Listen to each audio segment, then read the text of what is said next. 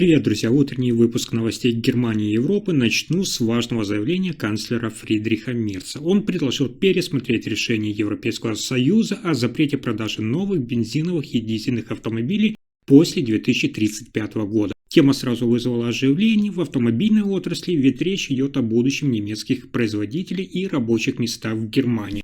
Но политическая повестка тоже набрала обороты. В Нижней Саксонии обсудили петицию, в которой более 10 тысяч жителей потребовали проверить деятельность партии «Внимание! Альтернатива для Германии» АФД. Документ уже в парламенте, и теперь депутаты решают, поднимать ли вопрос на федеральном уровне. Параллельно в Бундестаге прозвучали невероятные заявления, которые снова делают альтернативу для Германии АФД центром дискуссии. Лидер фракции Алис Вайдель хвалит открытые каналы с Россией, и эти слова вызывают мгновенную реакцию у ХДС, ХСС и СДПГ. Есть у меня сегодня новости из сферы безопасности. В армии обсудили бюрократические требования кандидатам в резерв Бундесвера, которые неожиданно осложняют набор новых добровольцев.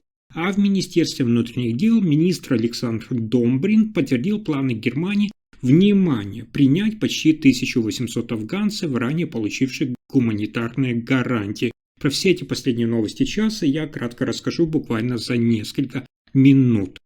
Итак, канцлер Фридрих Мерц объявил, что Германия готова обратиться напрямую к Европейскому Союзу с просьбой пересмотреть решение о запрете продажи новых автомобилей с двигателями внутреннего сгорания после 2035 года. Мерц считает, что действующий план может заметно осложнить развитие автомобильной промышленности Германии, одной из ключевых отраслей экономики. По его словам, полное прекращение выпуска бензиновых и дизельных машин может привести к ощутимому снижению числа рабочих мест и сокращению технологической самостоятельности. Проблема в том, что электромобили пока не вытеснили полностью традиционные автомобили, инфраструктура зарядок недостаточна, цены остаются высокими, а спрос на машины с батареями растет медленнее, чем ожидалось.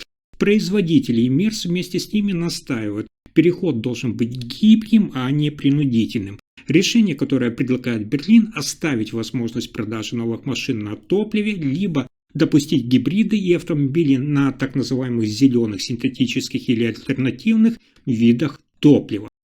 Следующая новость стала одной из наиболее обсуждаемых в Германии. В парламенте в Нижней Саксонии сегодня обсуждают петицию, в которой, более 10 тысяч жителей просят рассмотреть вопрос о возможном ограничении деятельности партии «Альтернатива для Германии» АФД. Документ официально принят к рассмотрению, и депутаты должны решить, передавать ли дело дальше вплоть до федерального уровня.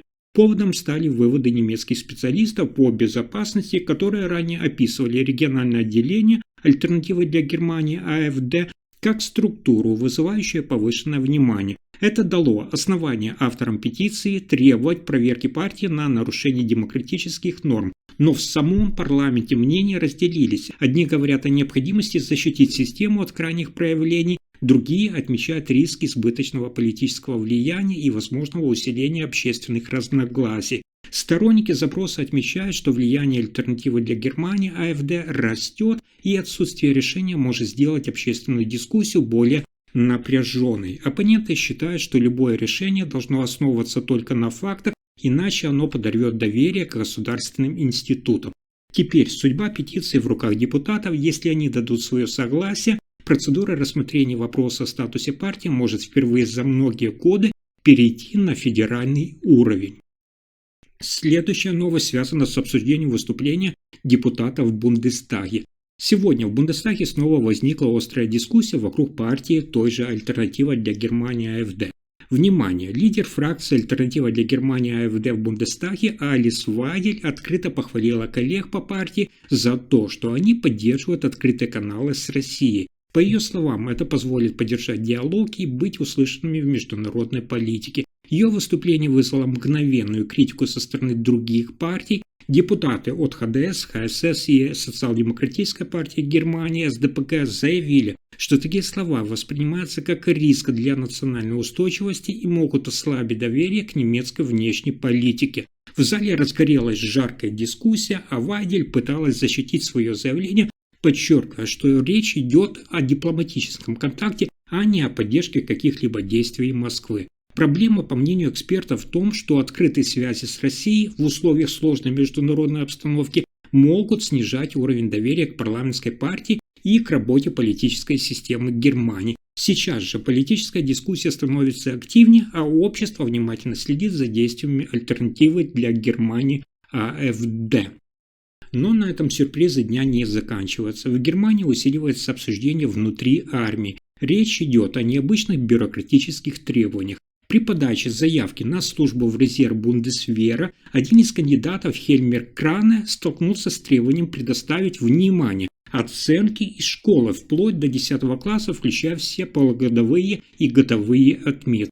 Многие, кто пытался попасть в резерв, признались, такие требования выглядят чрезмерными. Старые табели часто утеряны, а указывать в анкете всю школьную успеваемость – это значит фактически копаться в личном прошлом. Не имею уверенности, что оценки вообще будут найдены. Кандидатов, которым это не удалось, просто отсеивали. Ситуация выглядит очевидной. На фоне кадрового дефицита в армии такие строгие формальности скорее сдерживают желание, чем помогают привлечь новых кандидатов. Люди, готовые служить, уходят, не желая возиться с бумагами. Эксперты отмечают, что такая чрезмерная бюрократия может замедлить набор резервистов и уменьшить эффективность процесса. Как решение, депутаты предлагают упростить саму процедуру, требовать лишь актуальные документы, подтверждающие образование или навыки, а не полный школьный архив. Это позволит быстрее привлекать людей в резерв без лишних барьеров.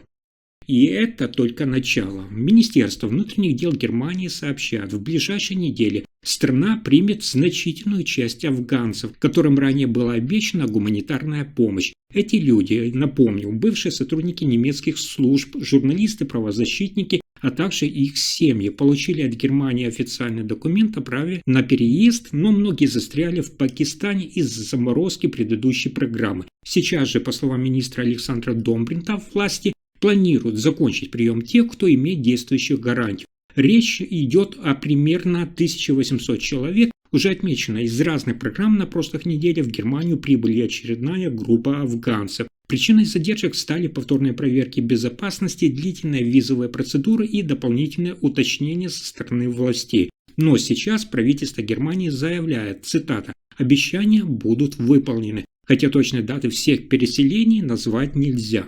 Для многих афганцев это возможность начать новую жизнь, а для Германии это проверка репутации и способности выполнять свои обязательства. Одновременно активно обсуждается общественная дискуссия.